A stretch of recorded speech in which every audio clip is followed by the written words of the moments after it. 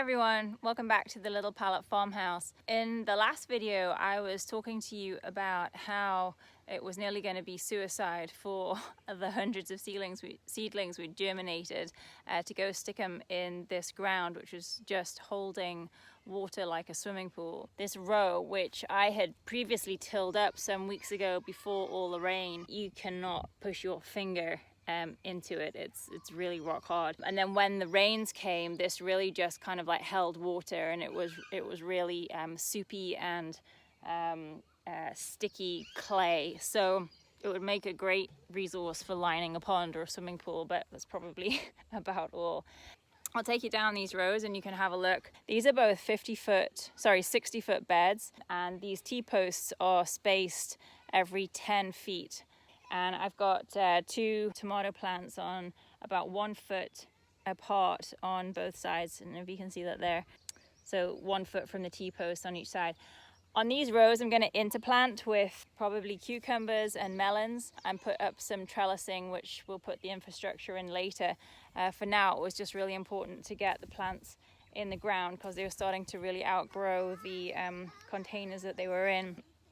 The first thing I did was to go down with a gardening fork and basically just set my fork into the ground and then lift it up. And I did that all the way around, probably like every 6 to 12 inches to break up the soil, to break up the ground, to let the air in.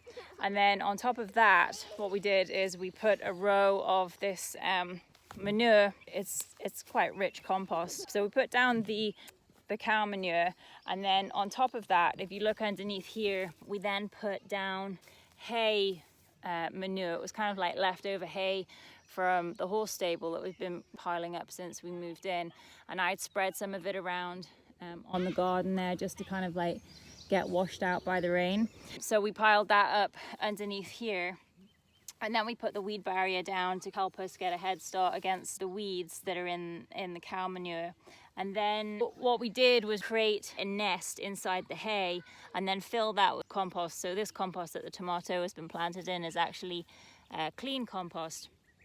And the other thing that I did to give the tomato a better chance, because they were really quite tall, is I laid them on the side overnight before I planted them. And then what happens is the tomato plant will bend itself up towards the sun. So when I came back in the morning, the tomato was actually at a right angle, and that means you can actually plant the tomato in sideways just to give it a bigger root foundation. And then as this rots down and penetrates the soil to improve the clay underneath, the idea is that the root system will grow down through that. So the plant will be a lot more mature by the time it pushes into the ground. Tonight I am going to plant up the third row. Well, I'm going to prepare it and then probably do the planting in the next video. So if you want to follow the content, if you just hit the subscribe button, but also check the bell as well, because that'll tell you when the next videos come out.